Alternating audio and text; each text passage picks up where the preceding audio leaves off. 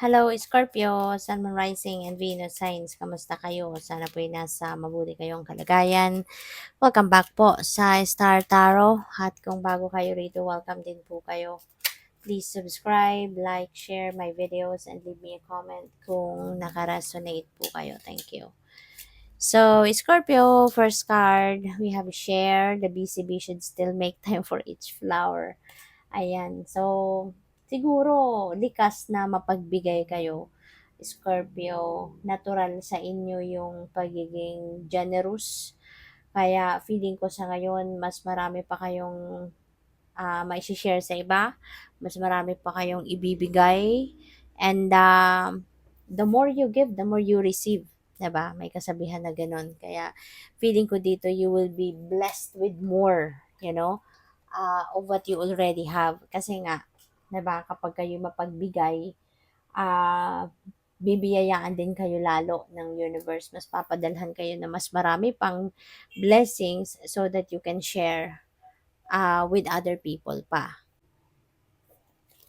So your next message is joy. Make time for the little things today. Okay? Kasi nga, baka madalas na-overlook ninyo yung mga simpleng bagay, yung mga maliliit lang na bagay, no? Pwedeng hindi nyo yun masyadong napapansin or ini-enjoy, you know? Kasi baka, alam mo yun, sometimes kasi meron tayong mga ginagawa na minumultitask natin, 'di ba? Kaya hindi natin nai-enjoy yung bawat pangyayari, bawat pag-unfold, no, ng mga bagay-bagay kung pinagsasabay natin. Pero kung susubukan ninyo, no, na you are just going to focus on one thing, no, ma-enjoy ninyo, experience ninyo, i-embrace ninyo, no, mas ma-appreciate ninyo yung bagay na yon, no. And in this case, yung mga maliliit na bagay, no, ano ba, mga simpleng bagay, mga maliliit na bagay, katulad na lamang ng, kunyari, pag-iinom ng paborito ninyong drink, 'di ba? Pag-iinom ng paborito ninyong tsaa, 'di ba? Pag yun lang ang ginagawa mo, you're just focusing on what you are doing, 'di ba? Doon mo lang 'yun mapapansin yung sarap pala ng tsaang iniinom mo, 'di ba? Mas doon mo ma-appreciate na ang ganda pala ng cup na ginagamit ko sa pag-inom. Yung mga ganun ba? Kasi wala kang ibang iniisip, wala kang ibang ginagawa other than na umiinom ka ng tsaa, 'di ba? Simpleng bagay, pero doon mo 'yun pag ini-experience mo siya, doon mo lang ma-appreciate, no, yung mga bagay na 'yon, no, na kung ano man ang ginagawa mo. So we have grow, all flowers must grow through dirt. Ayan. So lahat naman nagsisimula, 'di ba, sa scratch. Lahat nagsisimula sa maliit, no? And ngayon, maybe you are up for growth. You are going to be focusing on pag-asenso. You're going to focus on pag-aano ninyo, pag-asenso, pag-evolve, pag-thrive, So, good luck sa'yo. So, maraming salamat for subscribing. And if you haven't subscribed yet, subscribe na kayo. And also, maraming salamat din for not skipping the ads. Malaking bagay yan sa akin. And also, please click the join button sa baba ng video kung gusto niyo na mag-join kayo sa membership. Okay? Salamat po. So, we have Loon, intuitive, listen to the song in your soul, trust your intuition as you have a way of knowing, emerge from the busy life, and seek more solitude. Kasi parang napipick up ko dito, Scorpio, maybe in the past, in the past few weeks, days, months, so siguro lagi kayong busy, lagi kayong nakatuon sa siguro sa trabaho, or career niyo, sa business ninyo, yung ganun. And you don't have much time or you don't even really have time to tune in to your intuition or mapakinggan man lang ninyo yung bulong ng soul ninyo, yung ganon. Kaya parang ngayon, this is an eye opener para sa inyo, or this is a reminder para sa inyo, na listen to the song of your soul. Kasi maaari na merong mga kumbaga Merong mga binubulong sa yung sarili mo na hindi mo naririnig because you are focused on something else. Kaya in order for you to listen to your soul, listen to your intuition, listen to your inner voice, kailangan mo muna na mag-solitude. Kailangan mo muna na umatras ka muna ng kahit saglit lang sa pinagkakabisihan mo. And mag-ano ka muna, mag-solitude ka. Spend time by yourself muna. Okay? So, spend time muna na wala ka munang gagawin, wala munang gadget, wala munang kausap. Yung sarili mo muna yung kausapin mo. Kamustahin mo ang sarili mo. Okay? Sabi dito, recognize that you are unique and that you are loved. No?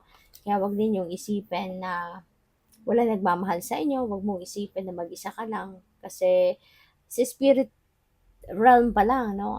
Isa ng malaking, ano yan eh, isa ng malaking ah, tropa ang meron ka. Nandiyan si God, nandiyan yung mga guardian angels mo, spirit guides mo, ancestors mo, diba?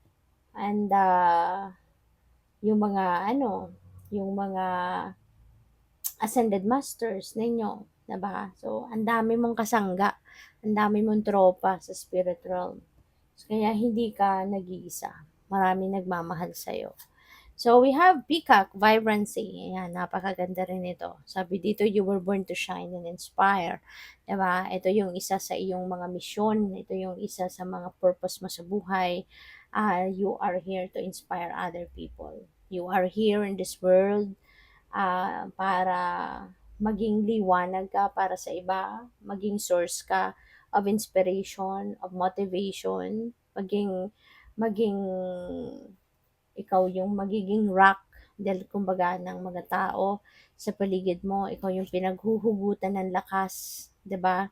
Napakaganda napaka tawag dito, napakalaki ng purpose mo, sa buhay. Sabi din dito, practice humility to avoid jealousy, be grateful for life, and more good things will come. Napakaganda rin itong message, no, na maging mapagpasalamat ka, 'di ba?